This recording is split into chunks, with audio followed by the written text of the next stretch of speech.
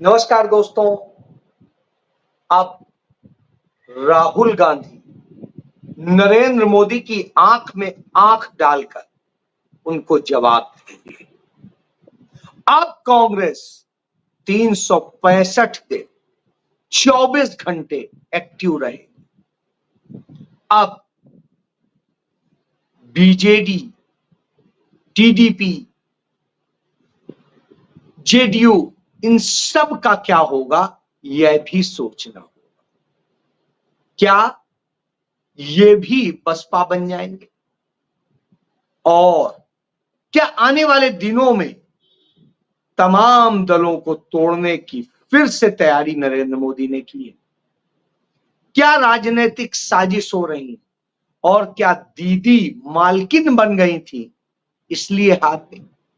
जी हां, आज यही सवाल। अयोध्या के लोग कहते हैं कि के भगवान मोदी बन गए थे। वो राम को उंगली पकड़ के ला रहे थे, तो स्वाभाविक सी बात है उन्हें जवाब तो देना पड़ेगा, क्योंकि राम को उंगली पकड़ के लाने की छूट तो किसी को नहीं दी जा सकती। राम हमारे राम। तो अयोध्या के लोग अपने राम को लेकर के साफ साफ कह रहे हैं। दूसरी तरफ अमेठी के लोग कह रहे हैं कि जब स्मृति ईरानी आई थी तो आने के बाद में यहां दीदी बन गई और दीदी बन के ऐसे दिखाने लगे कि हां हमें तो सबसे ज्यादा केयर है तुम्हारी। लेकिन जैसे ही 2019 का चुनाव जीती वैसे ही वो दीदी से मलकिन बन गए और मलकिन बन के वो काम करने लगी। वो अपने आप को अमेठी का मालिक मानने लगी और यह हो गया कि अमेठी के लोग उनके नौकर हैं, उनके हिसाब से चलेंगे, उन्हें बताएंगे। उन्हें यह नहीं पता कि अमेठी ने तमाम प्रधानमंत्री दिए, तमाम प्रधानमंत्री वहां आते रहे और उन्होंने भी यह नहीं दिखाया। बड़े बड़े ताकतवर प्रधानमंत्री आए, ऐसा प्रधानमंत्री आया अमेठी ने दिया कि जितना मैंडेट आज तक कोई नहीं पाया। 425 सीटों वाला प्रधानमंत्री था। आज की तरह वाला 1/3 वाला नहीं, 425। सोचिए आप, उसके बाद आप उसके मालिक बने तो स्वाभाविक सी बात है वहां की जनता जवाब देगी। यही वजह थी कि स्मृति ईरानी को साफ कर दिया। कमोबेश इसी तरह का घमंड कंगना रनौत में भी दिख रहा है। कंगना रनौत हिमाचल में मंडी से जब जीत के निकलती हैं तो वो एयरपोर्ट पर ऐसे व्यवहार करती हैं कि वो सांसद नहीं भगवान बन गई हैं। सांसद जनता का सेवक होता है, उसका प्रतिनिधि होता है, ना कि वो मालिक होता है। तो मालिक समझने की भूल कर रही थी और लड़ गई। जांच करने के दौरान तमाम शब्द आप बोलेंगे तो निश्चित रूप से दूसरा भी प्रतिक्रिया करेगा, कुछ अधिक भी हो जाती है। निश्चित रूप से जो हुआ वो दुर्भाग्यपूर्ण था, लेकिन कहा जाता है बड़ों को अपनी इज्जत का ख्याल खुद रखना चाहिए। तो वही स्थिति है कि क्या वो बड़ी बन पाई हैं? तो शायद नहीं। तो नरेंद्र मोदी को वैसे ऐसी ही शिक्षा मंत्री की जरूरत भी है जो बताए कि देश 1947 में नहीं 2014 में आजाद हुआ था, जो बताए कि देश का पहला प्रधानमंत्री पंडित जवाहरलाल नेहरू नहीं कोई और था, जो बताए कि भारत का पहला प्रधानमंत्री सुभाष चंद्र बोस थे। तो आप समझ सकते हैं कि किस तरह की स्थिति वाला है। यदि इतने ज्ञान वाली बनेगी तो अच्छा रहेगा, कम से कम नीट का पेपर लीक नहीं होगा, क्योंकि भारतीय जनता पार्टी की सरकार में पेपर लीक का तो बिल्कुल रिकॉर्ड है।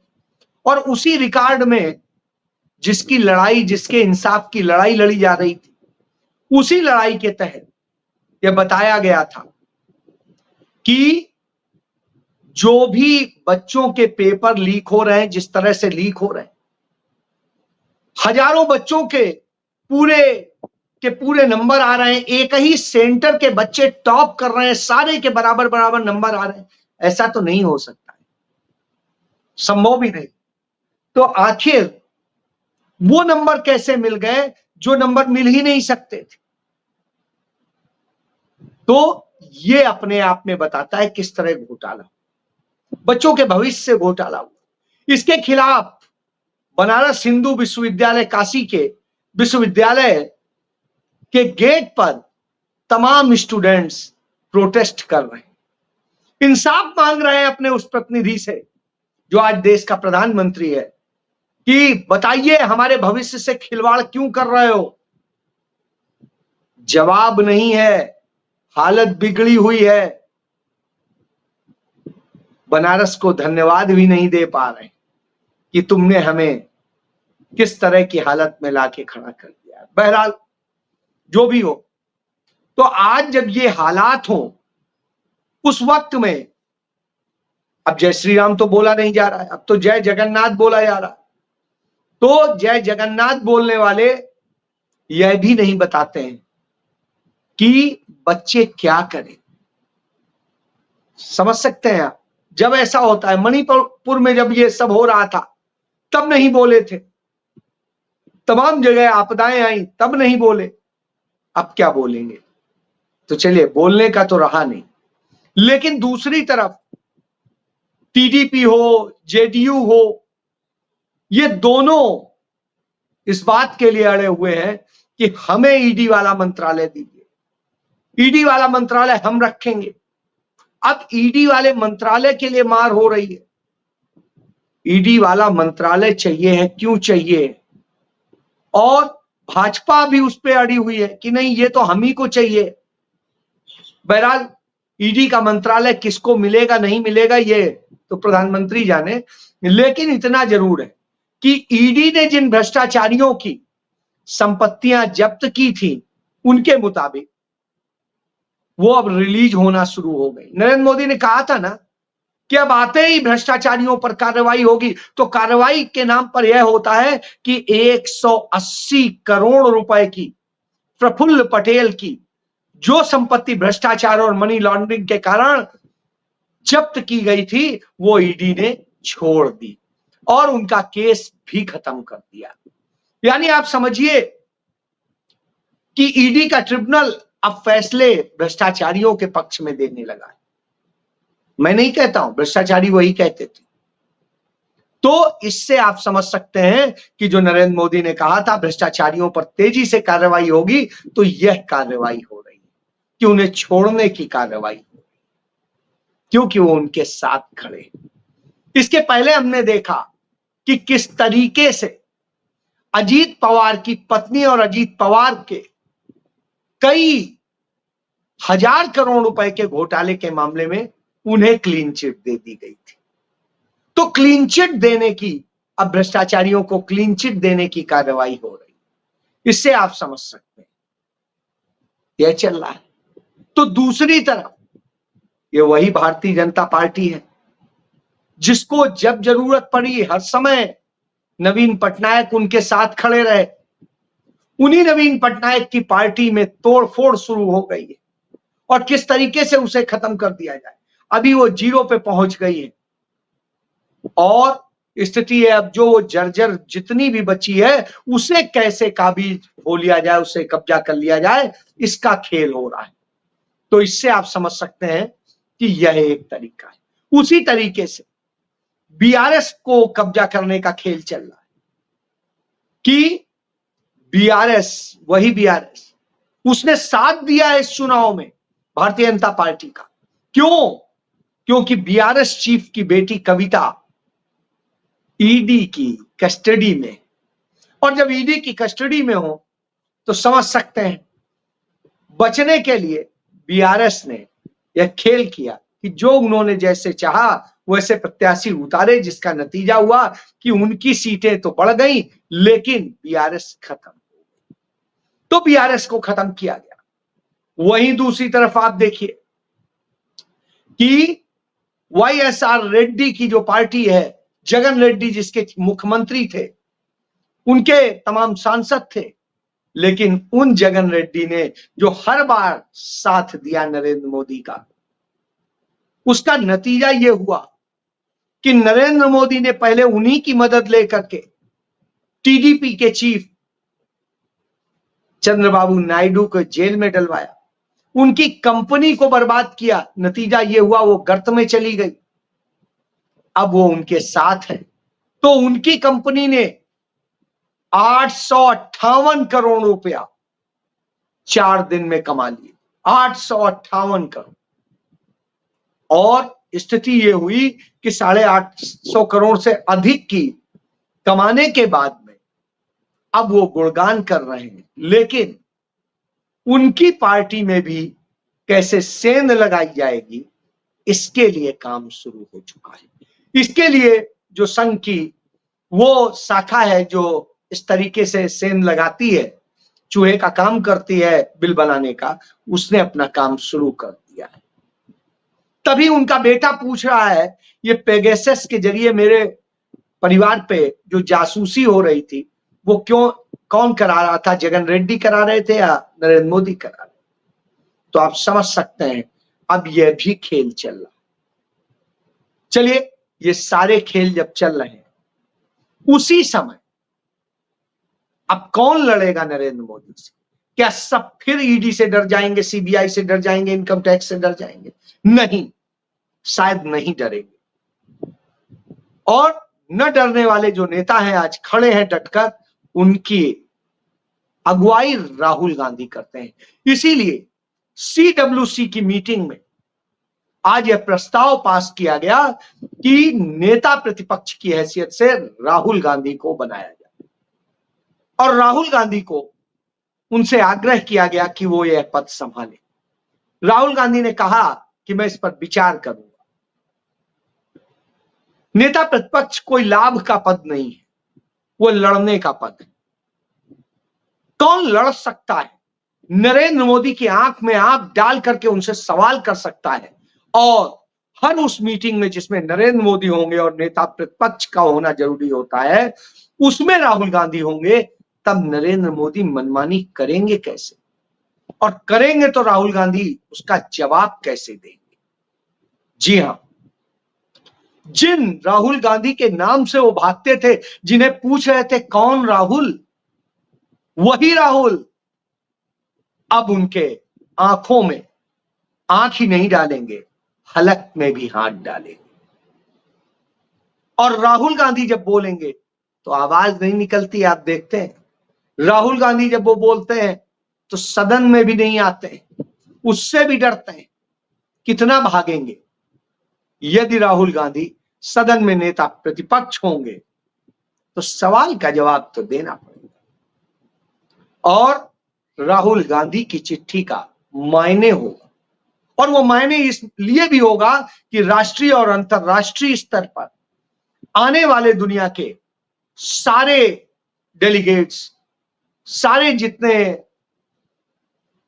राष्ट्रीय अध्यक्ष हैं, राष्ट्राध्यक्ष हैं, प्रधानमंत्री हैं, वो सब डिप्लोमेट्स वो राहुल गांधी से आके मुलाकात करेंगे और उन सवालों को उठाने की स्थिति होगी कि दुनिया में आखिर कौन है। यही नरेंद्र मोदी का डर है। इसलिए भारतीय जनता पार्टी इस बात के लिए परेशान है कि राहुल गांधी नेता प्रतिपक्ष न हो। इसकी साजिश रची जा रही। हालांकि अब चाहे जितनी साजिश रच ली, यदि कांग्रेस पार्टी चिट्ठी भेज देगी तो सुनना पड़ेगा, उसे आप इग्नोर नहीं कर सकते। इसलिए एक और साजिश रची जा रही कि कैसे एक और तीसरा मंच बना करके उससे ज्यादा की स्थिति पैदा कर दी जाए और चिट्ठी दिला दी जाए कि नेता प्रतिपक्ष तो ये। इस खेल का भी हो रहा है। तो उस साजिश से बहरहाल कोई फर्क नहीं पड़ने वाला है।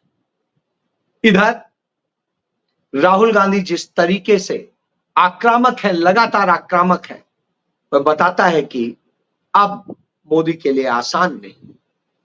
कांग्रेस पार्टी ने एक एक जो स्टॉक मार्केट का घोटाला हुआ है पिछले एक हफ्ते में, उसका पूरा ब्यौरा निकाल लिया है और उसको लेके तैयारी कर ली है कि जिस दिन सदन बैठेगा उसी दिन से नरेंद्र मोदी पे शुरू हो जाएगा कि क्या कर रहे हो, ये 30 लाख करोड़ रुपए किसके हैं, कैसे गए, और इसमें अमित शाह या दूसरे और आपके लोगों के क्या हाथ हैं। परेशान है भाजपा। वहीं दूसरी तरफ मल्लिकार्जुन खड़गे ने स्पष्ट कर दिया है कि अब कांग्रेस पार्टी को गांव के साथ साथ शहरों में भी काम करना है, और यही नहीं 365 दिन 24 घंटे काम करना है, अपने सहयोगी दलों के साथ मिलकर काम करना है और उनको भी सम्मान देना है, उनसे भी सम्मान लेना है और जनता की लड़ाई करनी है। खुद को छोड़ करके जनता के लिए लड़ने की तैयारी करने की जरूरत है। तो इस बात को लेकर के वो पूरी तैयारी कर रहे हैं। इससे आप समझ सकते हैं कि अब राहुल गांधी डरावने हो चले हैं भारतीय जनता पार्टी के लिए, नरेंद्र मोदी के लिए। उनकी एनडीए सरकार अब यह कैसे जवाब देगी कि आखिर चंद्रबाबू नायडू कैसे जवाब देंगे, आखिर एकदम से उनके शेयर क्यों चढ़ गए, क्या ऐसा एकदम से उत्पादन हो गया, मार्केट का खेल क्या है, और अर्थव्यवस्था के नाम पर जो नरेंद्र मोदी बार बार कहते हैं, तो हिंदुस्तान के कोर सेक्टर जब बर्बाद हो रहा है उस वक्त में आप कह रहे हैं अर्थव्यवस्था ऊपर जा रही। अर्थव्यवस्था ऊपर नहीं जा रही है, देश का सारा जो कोर सेक्टर है वो बर्बादी में है। सिर्फ शेयर मार्केट के दिखावे का वो आपको दिखाई दे रहा है, उसके कारण आप अर्थव्यवस्था की बात कर रहे हैं। वास्तविक अर्थव्यवस्था गर्त में जा रही। इन सब पे चर्चा कौन कर पाएगा? जिसे उसका ज्ञान हो। खुद ज्ञान नरेंद्र मोदी को तो है नहीं, उन्हें तो बनियागिरी आती है, लेकिन राहुल गांधी चूंकि इकोनॉमी से लेके सारी चीजें समझते हैं और दुनिया के टॉप इकोनॉमिस्ट उनके दोस्त हैं, इसलिए डर लगता है। क्योंकि राहुल गांधी ने यदि पकड़ लिया तो बचने वाले नहीं है नरेंद्र, इसलिए वो घबराए घूम रहे हैं। इसलिए राहुल गांधी के खिलाफ मुहिम चलाई जा रही कि राहुल गांधी ना हो। लेकिन राहुल गांधी तो राहुल गांधी, वो अपना काम कर रहे हैं और जैसे करना है वैसे ही करना है। तो अब देखना होगा कि नरेंद्र मोदी की दीदी, नहीं उनकी दीदी नहीं है, दीदी तो अमेठी वालों ने की बन गई थी, जबरदस्ती बन गई थी, अब उनका क्या होगा, और नरेंद्र मोदी की नई चहेती का क्या होगा, और क्या होगा उन लोगों का जिन्होंने नोट कमाए। और नरेंद्र मोदी जब हर कमेटी में बैठेंगे राहुल गांधी के साथ, तो राहुल गांधी के सवाल उन्हें परेशान कितना करेंगे, यह सब तो अब इंतजार करिए, बड़ा मजेदार खेल होने वाला है। जय